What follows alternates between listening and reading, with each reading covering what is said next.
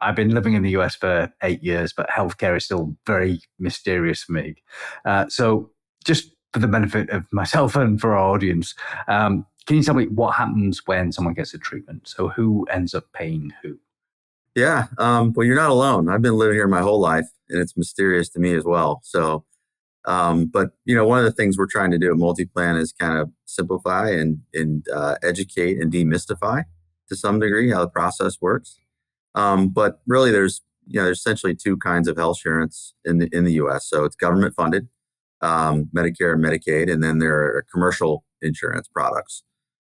Typically, those are borne by payers that bear the risk and/or employers that are self-funded that bear that risk.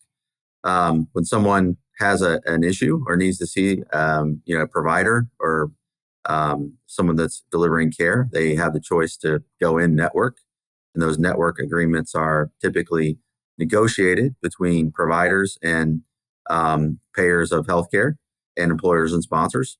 And then there's a pre-negotiated discount or rate, and that's a pretty easy path, I suppose. Most people are used to that, that have some method of insurance, or they can. There's some out-of-network options that exist, and there are some cases where an employer isn't inside of the network or out of the network where care is sought, and that's a very different path with a very different cost structure around it. So I can see where it's confusing, no doubt about it.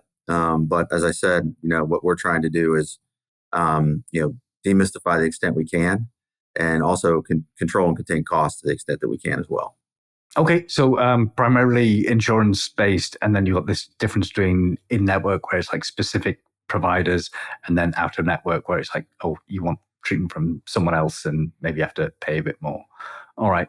So it sounds like a fairly elaborate system. What are the problems with this? Jocelyn, do you want to explain the downsides of the system? Sure. Like Travis mentioned, it's fairly complicated. A few, I would say, main problems with the US system for the average consumers. Number one, I would say the price is not transparent at the current level. Like, it's not very easy to know how much you're facing out of your pocket prior to your getting the care in a lot of the situations.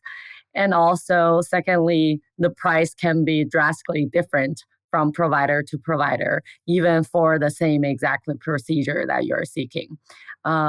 Just simple example, like getting an X-ray in the hospital, comparing to getting an X-ray in the imaging center, that price can different by 10 times or even more. Uh, and then third, like patient with the insurance, they typically only care about their portion of the out-of-pocket amount, and have no idea of like that main risk barrier, whether it's the payer, which is the insurance company, or their employers, who is actually the risk barrier, are actually paying for the service. So a lot of the times it's hard to educate the consumers or the patients to shop for the service that are shoppable. And then lastly, the patient decision making on the provider selections oftentimes is also less about quality or cost and more about how soon I can get that next appointment and how easy for me to get to that doctor. So that, I think that's the area with the recent government requirement of price transparency. We're trying to help filling that gap is to help bring that transparency, helping to bring that cost information, quality information to the consumers, to the payers and providers, so they can provide that information to the people, for them to make a wiser decision prior or before they're like consuming the care.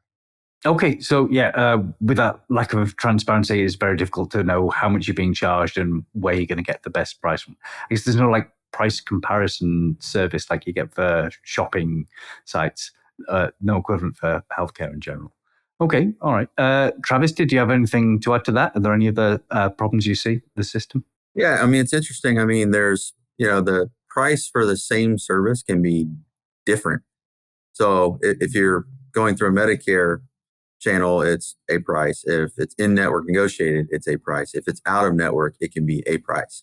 So part of what we're trying to do collectively with all the transparency data and with machine learning and other capabilities is to essentially, bring transparency to the table, but also evaluate those prices against some fair and reasonable basis and determine what an appropriate cost for something might be and bring that to the industry in a way that helps contain costs over time. And so there's a lot of challenges with that. I also served the provider and patient community for 22 years before I joined as CEO of MultiPlan. And there's a lot of disparate data out there. Taking that data and normalizing it, making it useful is something that's really important as it relates to healthcare, particularly in terms of bringing value, but also on the patient provider side.